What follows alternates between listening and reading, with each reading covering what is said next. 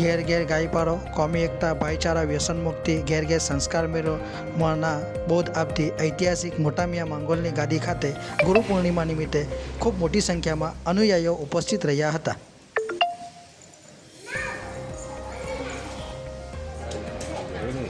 જરૂરી નહીં કાયમ ત્યાં થાય ને પાછળ